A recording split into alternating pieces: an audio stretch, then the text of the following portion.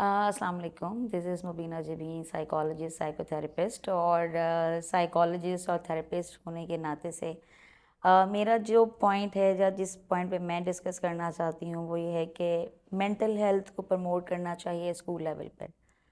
अब school level पे लोग समझते हैं कि छोटे बच्चे हैं या स्टूडेंट्स लर्निंग कर रहे होते हैं, टीचर्स वहाँ पर उनको अच्छी सलाह दे सकते हैं, समझा सकते हैं, लेकिन स्टिल बच्चों की ज़हनी, जिस्मानी, फ़िज़िकल, मेंटल हेल्थ बहुत मैटर करती है। अब जब बहुत सारी फ़िज़िकल इश्यूज़ या फिर आपकी फ़िज़िकल एक्टिविटीज़ जो हैं वो आपके मेंटल स्ट्रेस की वजह बनती हैं, और बहुत सारे इस तरह के इश्यूज़ होते हैं जो कि फैमिली में होते हैं, सोशल इश्यूज़ होते हैं या जेनेटिकल इश्यूज़ होते हैं जो बायोलॉजिकल इश्यूज़ किसी की लाइफ में हो सकते हैं।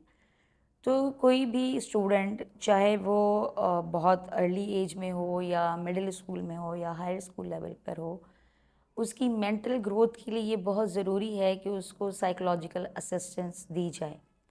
अब साइकोलॉजिकल असिस्टेंस की वजह से वो जहाँ स्टक होता है या उसके कोई सोशल या फिज़िकल बैरियर्स हैं जो कि हम जानते हैं कि बहुत सारे लोग बहुत सारी वजूहात पर इश्यूज़ होते हैं स्कूल लेवल पर, तो वहाँ बच्चे ओपनली बात नहीं कर सकते, ओपनली टीचर से कम्युनिकेट नहीं कर सकते। एक टीचर का एक अपना सब्जेक्ट टाइमिंग होता है और उस तरीके से उनको प्रॉपर टाइम नहीं दे सकता टीचर, एक सब्जेक्ट टीचर जिस तरीके से एक साइकोलॉजिस्ट या प्रॉपर पर्सन से कंसल्ट करके आप उसकी लिए सहूलत करवा सकते हैं।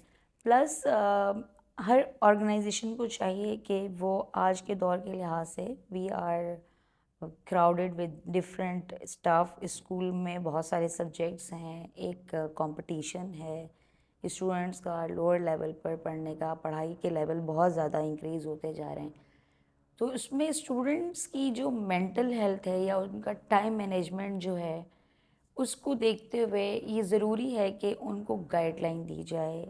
उसमें स्कूल में स्टूडेंट्स के साथ साथ टीचर्स को भी साइकोलॉजिकल असिस्टेंस देनी चाहिए, उनको गाइडलाइन देनी चाहिए कि वो किस तरीके से जो हमारे बहुत सारे बिहेवियरल इश्यूज़ आते हैं स्कूल में या एजुकेशन सेक्टर में जो हम बिहेवियरल इश्यूज़ देखते हैं, उसकी बहुत सारी वजूहात होती हैं। तो अगर कोई भी ऑर्गेनाइजेशन शुरू में ही उन चीज़ों को देख लेती है और उनकी मेंटल हेल्थ को हेल्प करते हुए, कोप करते हुए डिसीजन मेकिंग करती है, कुछ प्लान्स बनाती है। अब जब बात आती है प्लान्स बनाने की, तो हर स्कूल को चाहिए कि हर लेवल पर, चिल्ड्रन लेवल पर, हायर लेवल पर उनके कुछ प्लान्स होने चाहिए। उनके एडमिशन के वक्त उनके कुछ इस तरह के स्केलिंग होनी चाहिए जिस पे वो बच्चे को जज कर सकें और उसके अकॉर्डिंगली उनको डील करें। जब हम उनके अकॉर्डिंगली डील करते हैं तो एक ऑर्गेनाइजेशन की ग्रोथ में बहुत पॉजिटिव अफेक्ट आता है। जब आपको पॉजिटिव फैक्ट मिलता है, पॉजिटिव फैक्टर आता है, तो आप ये देखें जो आप एक स्कूल लेवल पर एक इशू को पहले से ही एनालाइज करके उसको डेवलप करके जब आप उसको प्रिपेयर कर लेते हैं तो आपकी ऑर्गेनाइजेशन बहुत हेल्थी ग्रो करती है। तो आई थिंक हेल्थी ग्रोथ के लिए आज के दौर को देखते हुए आज के बेहतरीन सॉल्यूशन है कि आप अपनी प्रॉब्लम को एक पीक पे जाने से पहले ही उसकी रूट कॉज को देख के उसको एनालाइज करके उसके लिए सॉल्यूशन डेवलप करें। Being a psychologist, psychotherapist, I have seen many students issues जो कि उनके फैमिली से रिलेटेड होते हैं, कुछ स्कूल से रिलेटेड होते हैं, कुछ उनका पीयर ग्रुप जो होता है, जो उनके फ्रेंड्स होते हैं, उसका इश्यूज होता है। समटाइम्स स्टूडेंट टीचर का जो रिलेशन है, मीन्स मतलब एक टीचर के एक्सप्लेन करने का तरीका है कि स्टूडेंट के समझने का तरीका में बड़ा फैक्टर आता है।